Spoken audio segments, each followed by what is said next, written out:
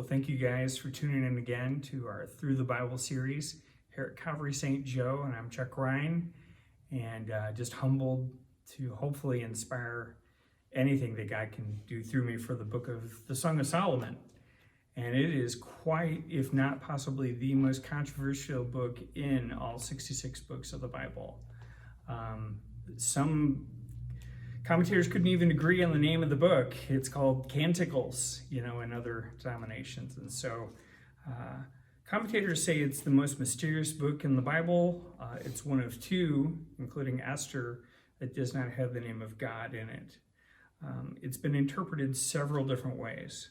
So one way is that it's allegory, it's symbolism, and that may profit some people. The issue there is that for those that come up with the allegory and the symbolism, they don't seem to be able to agree on what those terms are, what those symbols are. Second method would be typology, and that this book is a picture of God's love for Israel. You could look at his love for the church, and I could see some benefits there and some interesting points as you get to the marriage feast of the Lamb. That seems profitable. Maybe the one that I would disagree with the most would be, some see this as a drama dealing with three characters, Solomon, a simple shepherd, and a young maiden, and Solomon woos the young maiden in an effort away from the simple shepherd, but before she gets together with Solomon, she decides to go back with her true love, the shepherd. Not sure that I agree with that. But probably the best way to see this is that it's a literal, powerful description of romantic and even sensual marital love between a man and a woman. And I don't think you can go wrong there. It's about both courtship and marriage. And God intended love to be an incredible gift. And so the Song of Solomon doesn't pull any punches when it comes to that. The Song of Songs, which is Solomon's, the opening words denote its superior excellence in terms of the poetry books of the Bible: Job, Psalms, Proverbs, Ecclesiastes, Song of Solomon. According to its equivalent in the Hebrew idiom, is that this is the Holy of Holies or the Heaven of Heavens. Holy of Holies in Exodus 29:37, Heaven of Heavens in Deuteronomy 10:14. It's one of the 5 volumes of the Megillot, which is placed immediately after the Pentateuch in manuscripts of the Jewish scriptures.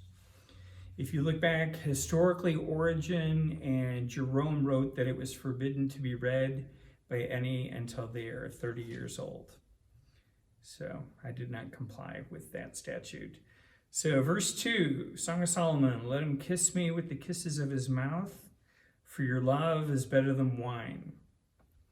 Now this really exemplifies marital love in that the wife wants everybody to know that this man is her chief object of her desire, of her love. Historically speaking, if you look at a king in the Old Testament, for his hands or even his garment to be kissed was counted as a great honor. And so this is elevated to kissing his lips. This shows actually respect for the man and how she esteems him in their marriage relationship. And my gosh, what kind of application would that have for married couples today, to just look at each other with that kind of respect? Verse 3 says, your anointing oils are fragrant, and your name is oil poured out. Therefore virgins love you. We don't understand in reading the Bible with 21st century eyes, but in the Old Testament, a person's name carried greater weight during the time frame as well as in that particular culture. So the name, a person's name, denoted their character, and it denoted respect as well as their reputation. If we go to the New Testament, recall the alabaster box, and that ointment was poured on the head of Jesus Christ. And it was noted in those gospel accounts how costly that perfume was. And truth be told, the head of Jesus, to anoint Jesus Christ, the Messiah, God in human flesh, is priceless beyond any kind of comparison. There couldn't be any amount of wealth poured out on him. But really, the beautiful thing in that picture, and I believe in marital love, is that it's the recipient that has the value.